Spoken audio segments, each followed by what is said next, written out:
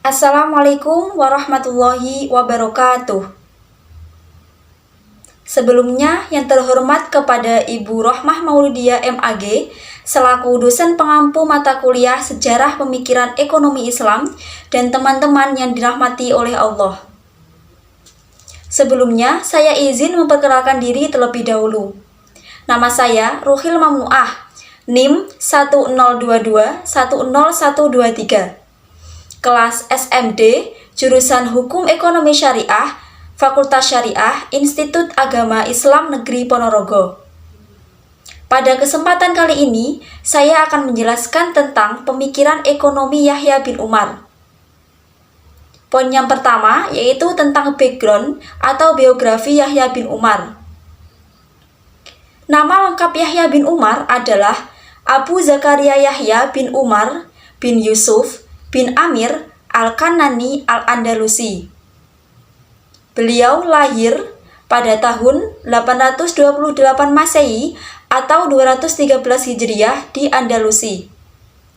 Beliau dibesarkan di kota Cordoba atau Spanyol. Yahya bin Umar memulai pendidikannya di kota Cordoba dan menjelang remaja, beliau melakukan pengembangan ilmuwan dari satu tempat ke tempat yang lain. Di antaranya tempat yang pernah beliau lalui adalah Mesir, Hijaz, Irak, dan Afrika. Yahya bin Umar merupakan seorang ulama terkemuka mazhab Maliki. Beliau pertama kali berhenti di Mesir untuk belajar dengan Abdullah bin Wahab al-Malik dan dengan rekan-rekan Ibnu Qasim yang terkenal, seperti Ibnu Al-Kirwan dan Abu Al-Zahir. Setelah itu, Yahya bin Umar pergi ke Hijaz dan belajar dengan Abu Mas'hub Az-Zur. Yahya bin Umar mengambil alih sebagai pemimpin Jami Al-Qairwan seiring dengan pertumbuhan organisasi. Semasa hidupnya, Maliki mazhab dan Hanafiyah mazhab terlibat konflik sengit yang dipicu oleh perebutan pengaruh di pemerintahan. Karena keadaannya menentang, atau karena keadaannya sudah tidak memungkinkan lagi, akhirnya dengan terpaksa Yahya bin Umar meninggalkan Qairwan. Ibrahim bin Ahmad al-Algi menawari Yahya bin Umar untuk menempati posisi kedudukan menjadi qadhi atau hakim, tepatnya setelah Ibnu Abdun mengundurkan diri. Namun, Yahya bin Umar menolak tawaran tersebut, dan justru ia memutuskan untuk tetap berada di Sausah dan mengajar di Jami As-Sabit hingga beliau meninggal. Kemudian, tepatnya pada tahun 901 Masehi atau 289 Hijriah, Yahya bin Umar wafat. Poin yang kedua yaitu tentang nama kitab yang pernah Yahya bin Umar tulis. Yahya bin Umar memiliki banyak murid baik dari dalam maupun luar Afrika. Bahkan selain Yahya bin Umar mengangkat banyak murid, tetapi beliau juga banyak menulis kitab atau buku. Sebagian buku-buku atau kitab-kitabnya hilang seiring dengan berjalannya waktu. Namun terdapat beberapa kitab atau buku yang masih selamat hingga sekarang.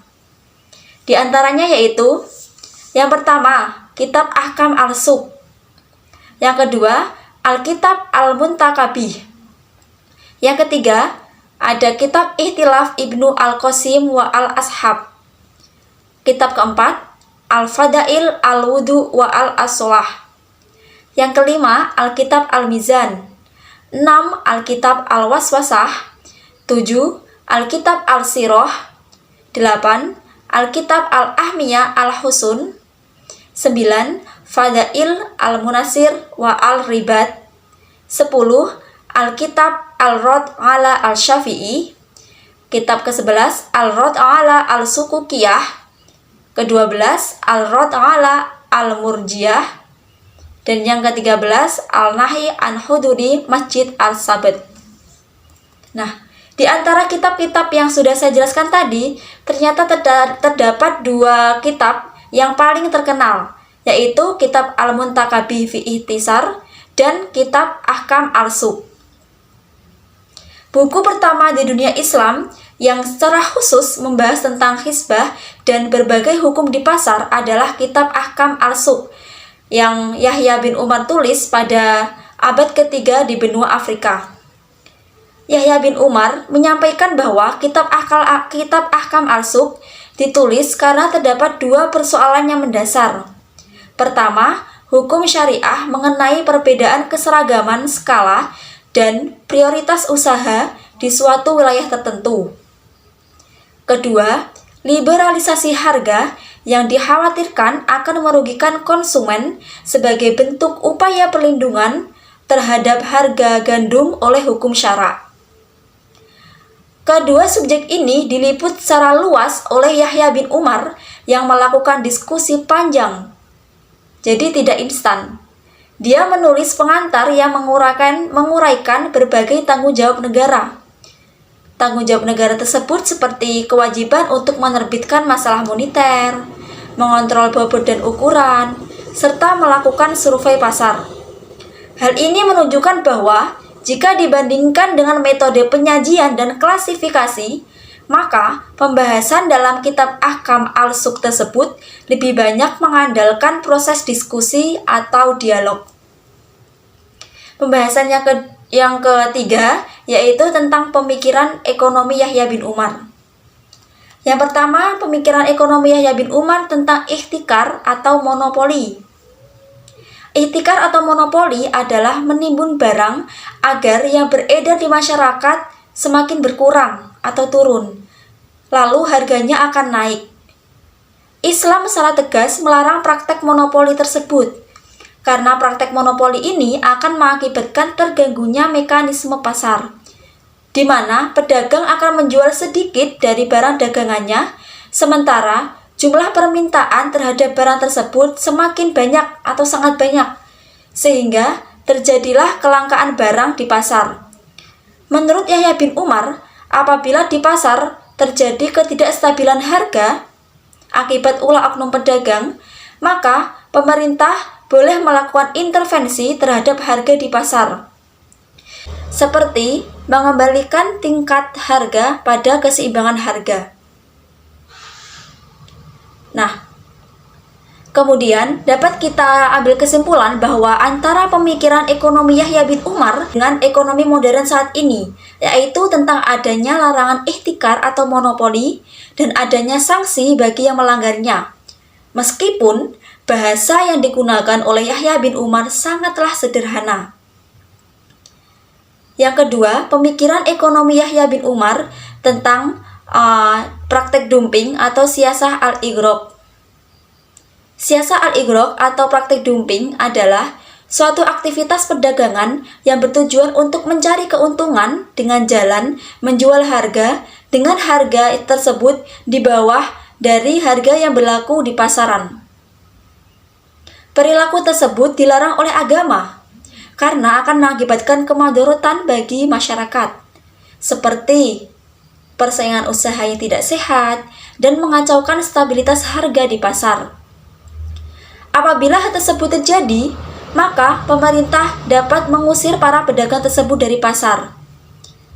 Hal ini pernah dipraktikkan langsung oleh Khalifah Umar bin Khattab, tepatnya ketika beliau mendapati seorang pedagang kismis yang menjual barang dagangannya dengan harga di bawah harga yang berlaku di pasaran. Maka Khalifah Umar bin Khattab memberikan dua pilihan kepada pedagang kismis tersebut. Pilihan tersebut adalah apakah ia akan menaikkan harga barang jual dagangannya itu sesuai dengan stabilitas harga di pasar atau keluar saja dari pasar. Kemudian yang ketiga, pemikiran ekonomi Yahya bin Umar tentang intervensi pemerintah terhadap taksir atau regulasi harga. Dua hal atau dua kondisi yang membolehkan pemerintah melakukan intervensi terhadap taksir atau regulasi harga. Yang pertama, para pedagang melakukan praktek ihtikar atau monopoli. Padahal masyarakat sangat membutuhkan barang tersebut, sehingga harga di pasar menjadi tidak stabil. Dalam kondisi seperti ini, pemerintah boleh melakukan intervensi terhadap harga di pasar agar bisa normal kembali. Kondisi yang kedua yaitu apabila sebagian pedagang melakukan praktek dumping. Pemerintah mempunyai otoritas untuk memerintahkan para pedagang agar menaikkan kembali harga barang atau harga jualnya yang sesuai dengan harga standar yang berlaku di pasaran. Tujuannya ya tadi untuk mencegah kemudaratan bagi masyarakat. Nah, statement Yahya bin Umar tersebut mengindikasikan bahwa beliau termasuk seorang ulama yang mendukung liberalisasi ekonomi atau kebebasan ekonomi, termasuk kebebasan kepemilikan. Salah satunya itu. Pernyataan Yahya bin Umar yang melarang praktek dumping bukanlah semata dimaksudkan untuk mencegah harga barang menjadi murah. Bukan itu. Tetapi lebih pada suatu bentuk upaya untuk mencegah terjadinya dampak negatif terhadap mekanisme pasar dan kehidupan masyarakat secara keseluruhan, secara umum. Jika harga di pasar tersebut turun atau murah karena adanya faktor alami, hal tersebut tidaklah menjadi masalah karena faktor alami. Semisal, barang di pasar banyak, maka menurut hukum ekonomi, harga barang akan menurun atau akan turun. Tetapi, jika harga di pasar murah karena ada rekayasa untuk menguasai harga secara ihtikar atau monopoli tersebut dan berakibat kepailitan bagi pedagang lain, maka hal tersebut jelas dilarang oleh agama. Nah, kemudian yang keempat, bagaimana cara memakmurkan negara menurut Yahya bin Umar? Yang pertama, dengan adanya larangan praktek ihtikar atau monopoli. Menurut Yahya bin Umar, timbulnya kemudaratan bagi masyarakat merupakan salah satu syarat atau salah satu penyebab adanya pelarangan praktek ihtikar atau monopoli. Apabila hal tersebut terjadi, maka barang hasil penimbulan tersebut harus dijual. Kemudian keuntungan dari hasil penjualan tersebut harus disedekahkan semata-mata sebagai bentuk upaya pendidikan atau pengajaran bagi para pelaku ihtikar agar mereka tidak akan mengulangi kesalahannya dan sadar bahwa apa yang mereka lakukan dilarang oleh agama. Cara yang kedua yaitu dengan adanya larangan praktek dumping seperti yang sudah saya jelaskan di awal tadi.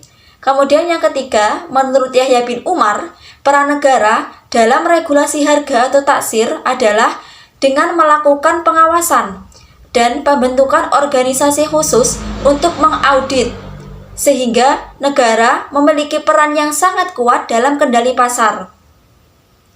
Nah, kemudian tujuannya agar pasar dapat berfungsi dengan baik. Apabila pasar dibiarkan atau diabaikan tanpa adanya proses pengawasan dan tanpa adanya proses audit, maka bisa saja terjadi pasar tersebut akan diintervensi oleh pihak lain, baik secara internal maupun eksternal. Apabila tersebut sudah terjadi, maka fungsi pasar tidak akan kembali kondusif dan ujung-ujungnya akan berakibat pada ketidakstabilan kondisi pasar. Cukup sekian yang dapat saya sampaikan, kurang lebihnya mohon maaf. Terima kasih atas perhatiannya. Billahi taufiq wal hidayah. Wassalamualaikum warahmatullahi wabarakatuh.